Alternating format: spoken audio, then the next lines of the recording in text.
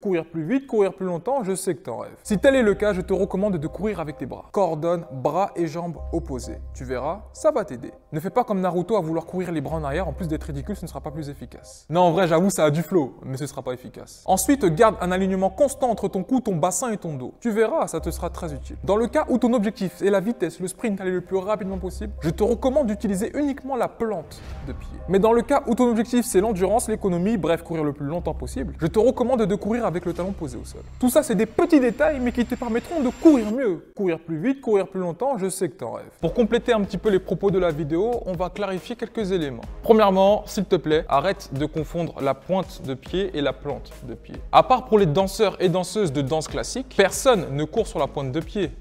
Enfin, c'est un peu compliqué. En soi, oui, c'est possible, mais ce n'est pas efficace. Ensuite, une chose sur laquelle on a voulu attraper le col de ma veste, c'est le fait de courir avec le talon en contact avec le sol. Pour simplifier les choses, il faut savoir qu'il y a deux façons de courir avec le talon en contact avec le sol. Soit tu commences ta foulée en attaquant directement avec le talon, soit tu commences ta foulée en attaquant avec le milieu du pied. Il existe déjà une centaine, voire même un millier de vidéos qui expliquent la différence entre les deux. Raison pour laquelle je ne vais pas m'attarder dessus. Mais il faut savoir que peu importe l'option que tu vas choisir entre les deux, c'est un style de course économe. Autrement dit, pour courir le plus longtemps possible et être le plus endurant. Parce que la différence avec la course sur plante de pied, autrement dit la course où le talon est décollé du sol et tu prends appui sur les 2/3 de l'avant du pied, eh bien ça va te permettre d'économiser plus d'énergie. Fais le test chez toi et essaye de marcher uniquement avec la plante de pied sans que ton talon ne touche le sol. Et très vite, tu te sentiras beaucoup plus bounce. Tu pourras plus facilement absorber les chocs de tes appuis, plus facilement rebondir pour restituer l'énergie du sol, mais également tu pourras plus facilement et plus rapidement changer de direction. Par contre, le seul inconvénient, tu verras, c'est qu'au bout de quelques minutes,